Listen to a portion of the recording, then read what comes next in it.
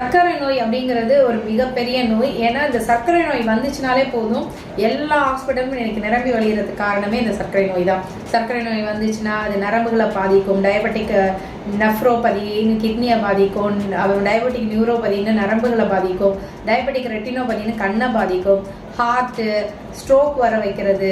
So எல்லா உறுப்புகளையும் பாதிக்கக்கூடிய இந்த டயபெட்டிஸ் இதை ஹோமியோபதி மருந்துகள் எடுத்துக்கிறவங்களுக்கு இந்த பாதிப்பெல்லாம் வராதுன்னு அடித்து சொல்ல முடியும்.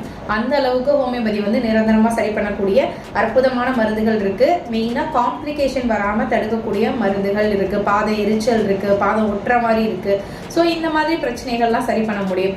நீங்கள் வேறு ஏதாவது சிஸ்டமில் ட்ரீட்மெண்ட் எடுத்துக்கிட்டு இருக்கீங்க அப்படின்னு சொன்னால் அது கூட அடிஷ்னலாக இந்த டைபோனில் அப்படின்ற சொட்டு மருந்தை ஹோமியோபதி மருந்து கடையில் வாங்கி 20 சொட்டு 1/4 டம்ளர் தண்ணியில் போட்டு எடுத்துக்கோங்க. முழுசாக நிரந்தரமாக குணமாக்கணும்னா ஹோமியோபதி மருத்துவரை கன்சல்ட்